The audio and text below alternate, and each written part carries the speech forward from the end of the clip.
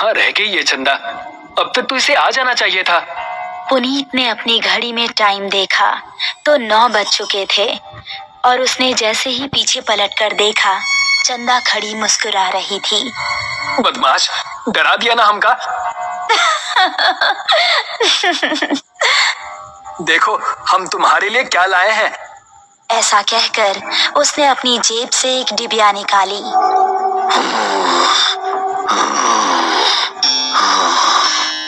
तभी उन दोनों को किसी के सांस लेने की भयानक आवाज सुनाई दी।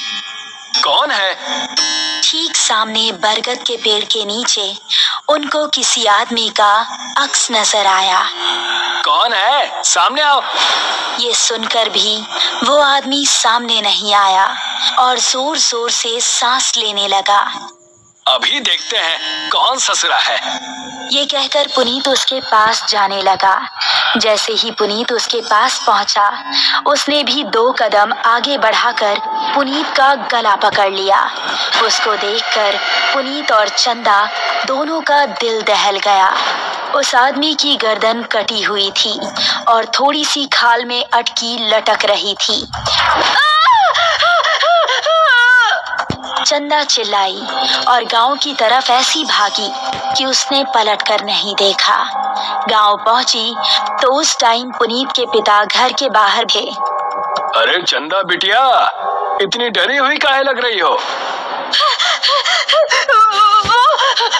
वो पुनीत। चंदा ने हाफते हुए उनको पूरी कहानी सुनाई। पुनीत के पिता ने अपने साथ कुछ आदमियों को लिया और चंदा उन सभी को लेकर उसी जगह पर पहुंच गई। यही जगह थी वो जहां उसने पुनीत को पकड़ा था। उन लोगों ने इधर उधर नजरें घुमाई तो कोई आसपास नजर नहीं आया।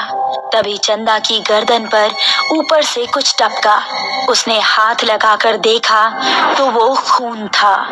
पेड़ की डाली के ऊपर पुनीत की बिना गर्दन की लाश टंगी हुई थी और उससे खून टपक टपक कर नीचे गिर रहा था।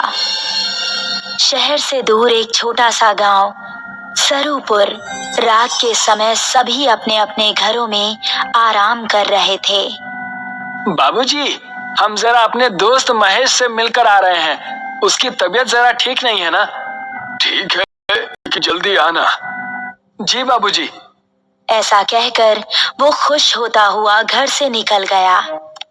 आज तो सारे दोस्त मिलकर मस्त पार्टी करेंगे, मजा आ जाएगा। जंगल का रास्ता पकड़ लेता हूँ, जल्दी पहुँच जाऊंगा। अभी वो जंगल में आगे बढ़ ही रहा था कि पीछे से उसको आवाज आई।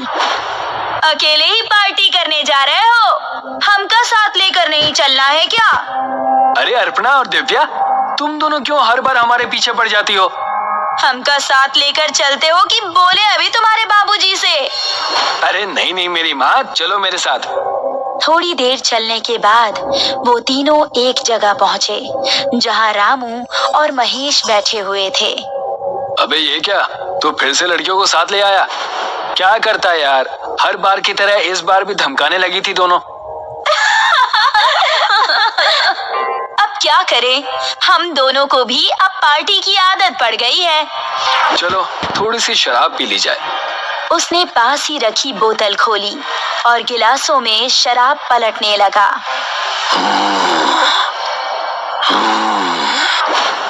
तभी उनको किसी के सांस लेने की आवाज सुनाई दी। उन्होंने देखा तो पांचों के रोंगटे खड़े हो गए। सामने से कठमुंडू चलता हुआ आ रहा था। उन्होंने कदम बढ़ाए ही थे कि तभी कठमुंडू ने दिव्या को पीछे से पकड़ लिया। उसने दिव्या को इतनी जोर से कसा कि उसके मुंह से खून निकल गया। बाकी चारों अब बेहद डर गए और वहां से भाग निकले। दिव्या उसकी पकड़ में फंसी दर्द से कराह रही थी।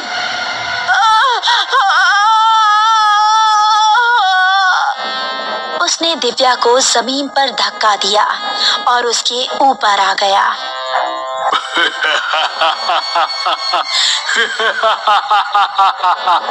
उसने दिव्या के सीने में हाथ डाला और उसके सीने से खून की धारा निकल पड़ी।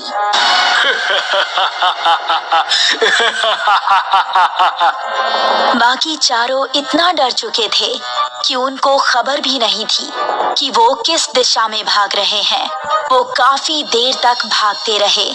अब अपर्णा की हालत खराब हो चुकी थी। वो आ जाएगा, रुकने का समय नहीं है।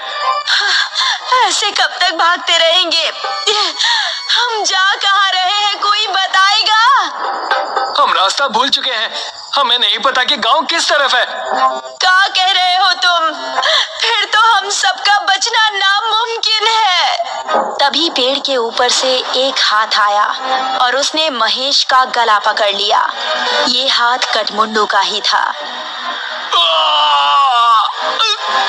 राकेश ने महेश का पैर पकड़कर उसे बचाना चाहा, लेकिन कटमुंडू ने उसको पूरी तरह से ऊपर खींच लिया और वो तीनों चिल्लाते हुए वहां से भाग निकले। वो देखो, सामने वो घर, उसके अंदर चलते हैं। वो तीनों एक घर के अंदर घुस गए और राकेश ने जल्दी से दरवाजा बंद कर दिया। तभी कोई जोर जोर से दरवाजा पीटने लगा। तीनों का शरीर इस समय बुरी तरह से कांप रहा था। दरवाजे की धम धम उनके दिल को दहला रही थी। तभी खिड़की से कटमुंडू का एक हाथ अंदर आया और उसने अपर्णा का हाथ पकड़ लिया।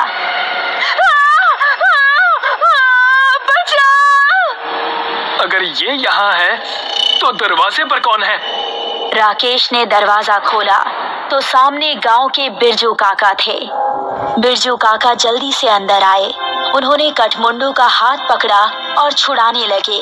कटमुंडू उनके छूते ही चीखने लगा।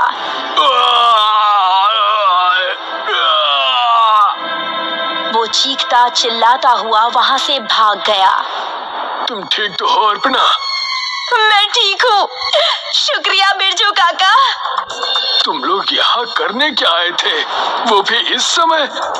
हमसे गलती हो गई बिरजू काका, लेकिन ये कौन है और आपको देखते ही वो भाग कैसे गया? ये कटमुंडू है।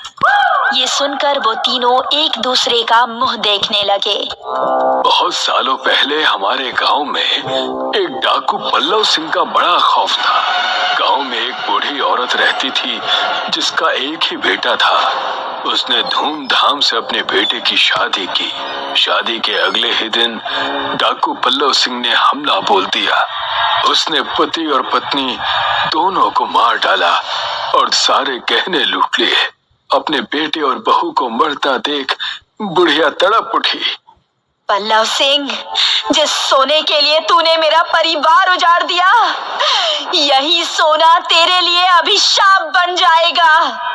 तू कभी नहीं मरेगा, सिर्फ भटकता रहेगा और इस सोने से हमेशा दूर भागेगा।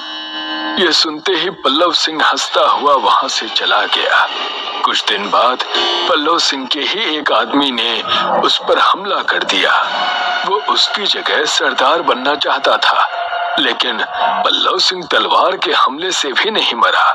उसकी गर्दन आधी ही कटी और थोड़ी सी खाल में अटक कर रह गई। उसने अपने सभी साथियों को मार गिराया। उसने अपने उंगलियों में जितने भी सोने की अंगूठियां पहनी थी वो गर्म होने लगी और उसके हाथ जलने लगे। बुढ़िया का श्राप अब शुरू हो गया था। उसने सभी अंगूठियां उतार फेंकी और जंगल में भाग गया। तब से अब तक वो जंगल में ही रहता है।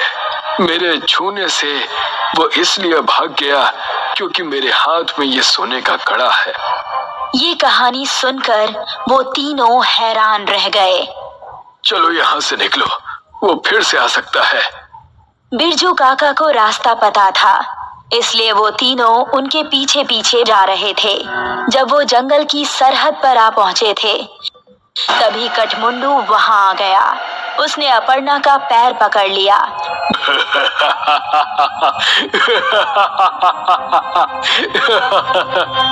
तभी राकेश ने बिरजू काका के गले पर नजर डाली।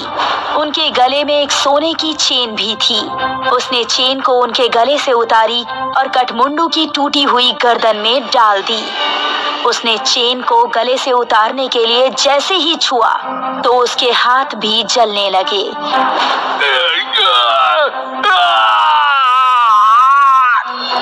वो वहां से भाग निकला। उसके बाद वो चारों गांव के अंदर ही जाकर रुके। जब उनको देख गांव वाले इकट्ठा हुए तो उन्होंने सबको अपने साथ बीती हुई घटना सुनाई। वो दिन था और आज का दिन है। गांव के सभी लोग हमेशा अपने साथ सोने की कोई ना कोई चीज जरूर रखते हैं और अभी भी उनको जंगल में कहीं ना कहीं कठमुंडू नजर आता ही रहता है। इससे आगे वीडियो देखने के लिए लाइक और कमेंट करें और सब्सक्राइब चैनल को करें। मैं इससे आगे वीडियो दे दूंगा।